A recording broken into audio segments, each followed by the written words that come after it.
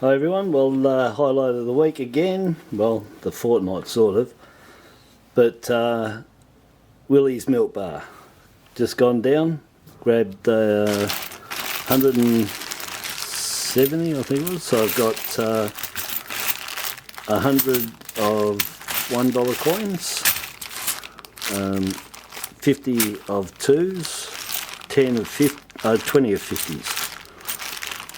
Which is real nice from down there.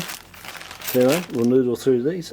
Okay everyone, after checking that $170 worth of coins, which was 50 of 2s, 100 of 1s and $20 of 50-cent pieces, 165 coins, I've kept 5 coins for $4. Nothing in the $2, no colour, no nothing. So a small amount, but still not too bad.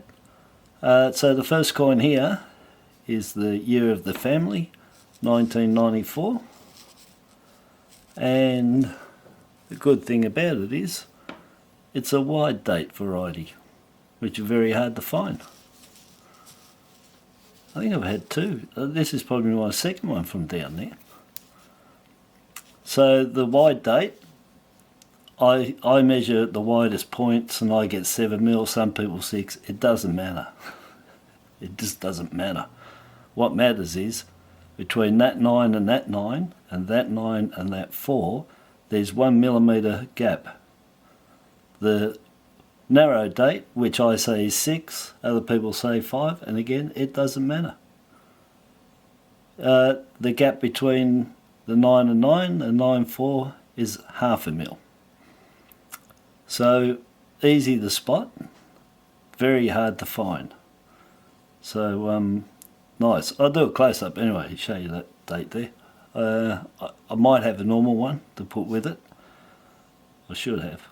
So you can see the difference, but I've got a video on that too, I'm pretty sure, a separate one that you can look at. Okay, so this is the one I just found. That's the wide date 1994. It's got a 1 mil gap between the 9 and 9 and the 9 and the 4. And the standard date is this one, which the gap between the 9 and the 9 and 9 4 are about half a mil. So I go 6 mil across, and the wide date, this one, I counted as 7 mil across. That way, whichever. But it doesn't matter. What matters is having that millimetre gap between the 9.9 and the 9.4. So yeah, very nice find. Here I've tried to split the difference with the focus, alright, so one of them might be in better focus than the other, but I've tried to get it a medium because they're different heights. So this is the wide date. It's got the 1 mil between 9.9, 9.4, and that's the narrow date, standard everyday date. Narrow date, wide date. And this is the variety that you want here. Except for PNCs, the small date or the narrow date, that's the rarer in PNCs, okay? PNC, if you want a wide date 1994 uncirculated, you can buy a PNC, 1994 PNC, and the PNCs all had the wide date in them, believe it or not. And the rare one in the PNC is not the wide date, it's this narrow date. That's the rare one to find in the PNC. Alright, and so the wide date in mint sets and in circulation, they're not in proof sets. All the proofs are small. You can't get a wide date proof. You can get a wide date in the mint set, in circulation, and PNCs. Proofs are the narrow date and the PNC rare PNCs are the narrow date. Okay, so look at your PNCs. If you've got a narrow date, they're worth heaps more money than the one with the wide date. So these are really hard to find out in the wild there. But if you really want one, you can get one in a PNC and they're wide date. Unless you score a narrow date, but don't complain, because that one's worth heaps more. Okay, thanks. And then another 1997 low mint, and that 1997 is 4.3 mil for that. So that's a really good score. I've got a few of them now, but they're a low mint, and I've only got a couple of those, so very nice, that one.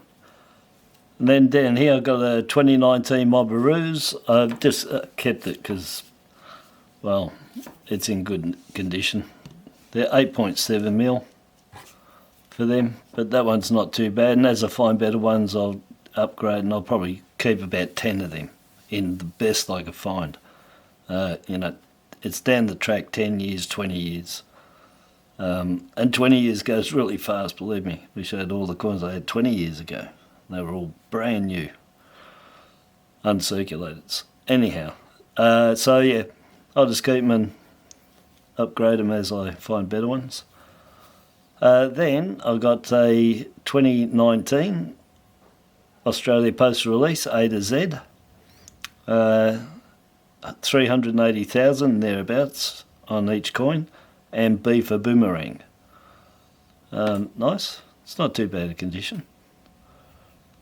Then here is my first noodle of the 2021 Australia Post release, A to Z coins, and C for cherry ripe. And I've got to say that the last coins that they did in 2019 were pressed in really nice and clear. These, the raised bits, the reliefs, are not high enough. They're flat with that rim there. They're down. But looking at it from the side, it's concaved. It's higher here. I can see all around there. It goes down, and so they've used too much pressure. That's what I reckon they've done. They've used too much pressure on these when they pressed them, and they've concaved them. These ones are flat. I can see the fields are flat on that. But looking at this, it goes down. So that means they squashed them really hard. And they didn't do that design deep enough, so that's even made it worse. And they're really hard to... I didn't even know if that was the right way up, because I couldn't see this top bit from where I'm looking. Anyhow, nice coins, a lot of nice designs in there. I've got a fair few tubes of them. Yeah. So, yeah, 2021, no mintage figures, but usually like Woolies and everything else, the post office probably might stick to the same original mintage they did on this at around 380s. They could do more. Don't know. We'll have to wait and see for the report on that. So that's it for today. I'll do a close-up on this, like I said, give you a look at that, that wide date there. But yeah, they're pretty hard to find. I put them at maybe one wide date per, I don't know, maybe 250, 200, say between 2 and 350 cent pieces.